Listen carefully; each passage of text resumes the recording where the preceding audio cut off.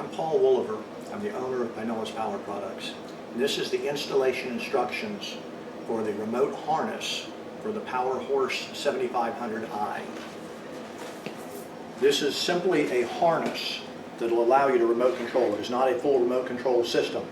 You can either put a momentary contact push button on these two wires or extend the wires for 100 feet or 200 feet or whatever you want and put a momentary push button at the end, or use these to connect it to an automatic generator start control such as the Atchison or the Magnum Energy or the A&S Power Sports. Installation is straightforward and simple. Incidentally, this particular generator already has my extended runtime fuel kit on it. If you don't have one already, you probably ought to get one. Because the fuel tank on this generator will not run the generator very long, and my extended run fuel tank kit will allow you to hook your generator to any size tank you want, from 3 gallons to 100 gallons. The significant difference on the front of the control panel is normally you turn this to the on position and about 1.5 seconds later the panel would light up. This, with my kit on it, controls the fuel flow only. The ignition circuit is controlled by this little switch. You turn it on and about 1.5 seconds later the control panel will light up. So the first step to installing this is remove the fuel selector knob, and that's just done with a long Phillips head screwdriver.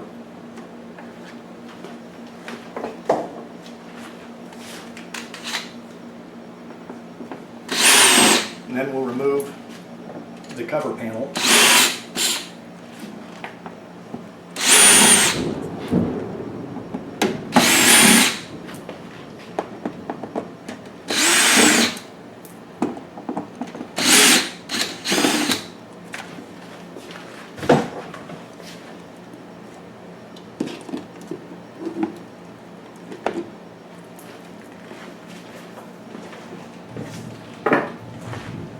And then right down here in the bottom corner is the generator's on-off button. You push the button once to turn it on, and you push it again to turn it off.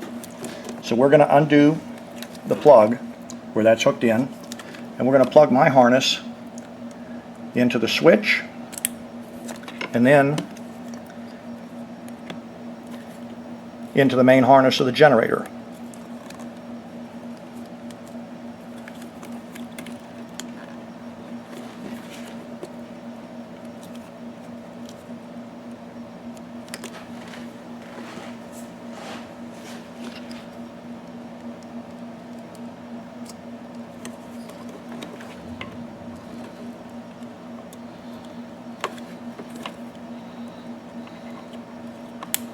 Okay. The pin on the mother harness had bent slightly. You can either put a notch around this or run it through the back. I prefer to run it through the back. That way you're not going to be cutting any fresh new holes.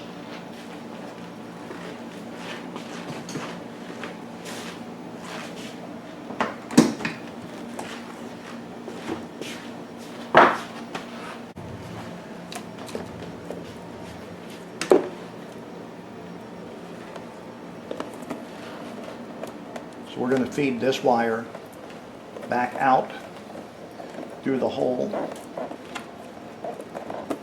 where the 3 original wires from the micro switches onto the fuel selector valve go.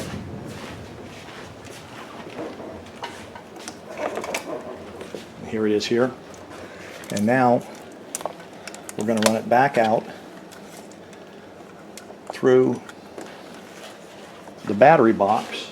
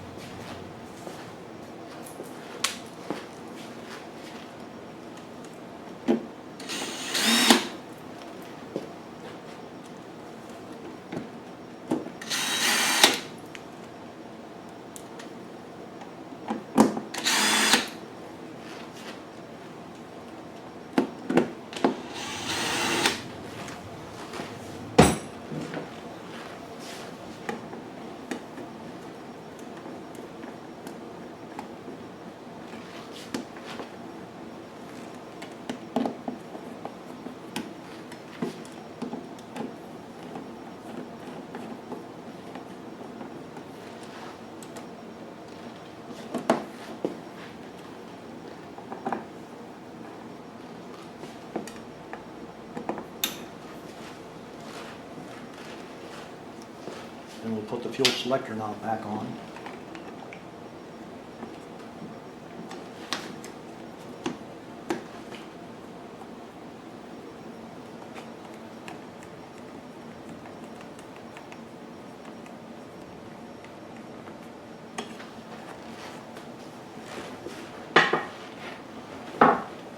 Now the battery door has a bunch of slots cut in it, and you can actually feed this out through the slots in the battery door so that you don't have to cut a notch or another hole in the front of the generator. If you prefer to do it that way, that's up to you. But this way it allows you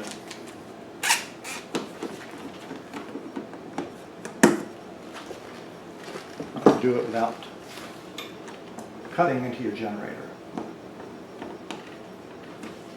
So now, if the generator was stock with the exception of this, you'd turn the fuel selector knob on and it would turn on the electronic panel also. With my fuel kit in there, you turn on the electronics by this little micro switch. Normally, you would hit the button to turn it on and then hit the button again to turn it off, and that would be your only method. You can still hit the button to turn it on and then hit the button to turn it off. But also now, if you connect these two wires momentarily, starts up, connect it again, and it shuts it off. So you can either extend these two wires to 50 to 100, 200 feet, whatever, from your generator shed to your home, or connect these to your automatic generator start controller. It simply gives you a method of starting and stopping the generator by remote control. If you have any questions about this, or if you need any more information, there is a link right below this video that'll take you to my website, right in the description section. My website will have more information on this product. If you have any questions, there's a contact section. You can get a hold of me by phone or by email. Thank you for your time.